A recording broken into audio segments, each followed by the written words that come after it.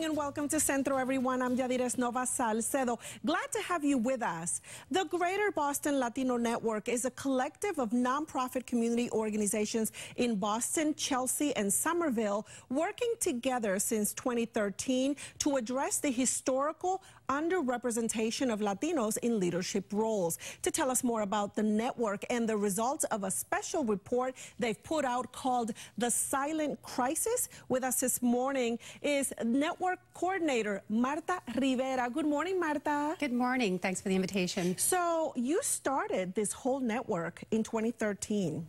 Tell us a little bit about how it works. Here we're talking about nonprofits getting together to form another nonprofit with a very good purpose. Exactly. So I'm actually their new coordinator as of 2 years ago. Yes. The network was started by the executive directors. There were about a dozen Latino executive directors in the greater Boston area who came together to form a collective agenda, and mostly around, again, the underrepresentation of Latinos in city government, essentially across all sectors, but they focused their efforts on city government. They also initially came together to address the fact that Latino organizations receive a drop in the bucket in terms of foundation dollars, not just in this region, but in the country. Yeah. So as Latino organizations, it's becoming extremely difficult to sustain, to thrive, when, particularly at a time when the population is growing. Yes. So tell us about the fact that you guys put out this report. This is your second edition, yes. The Silent Crisis. So the first report came out in 2014, in late 2014, and we wanted to do an annual report, but the progress is so small that we decided to do one almost 3 years later. And what we found is that there was some progress both in Boston and Chelsea in terms of executive positions in government. Yes. Not as much as we'd like. We're still not at a point of having a government that is representative of the community. Of the residents, yes. Exactly, of the residents.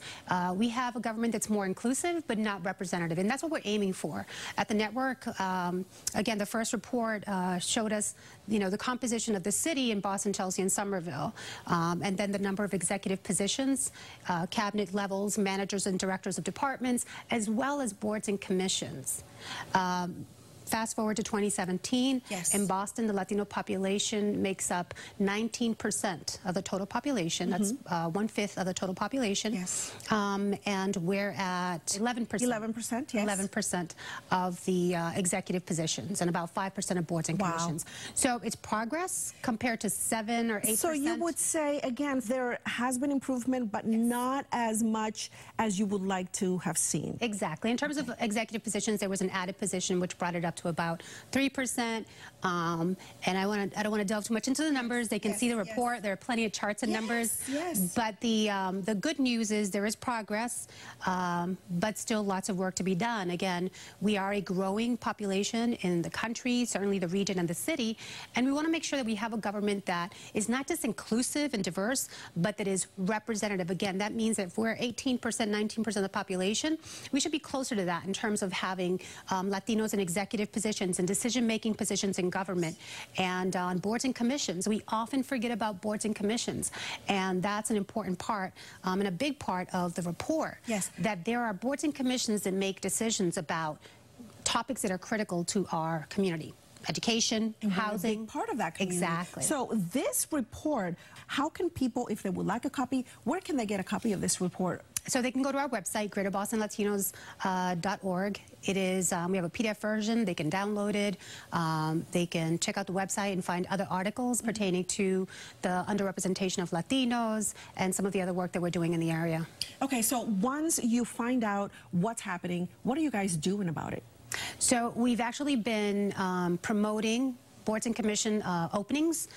We have a new aspect or feature on our website which can link you to both the city and the state pages that address boards and commissions. Often people don't know that information's out there. So we're trying to facilitate making the information available.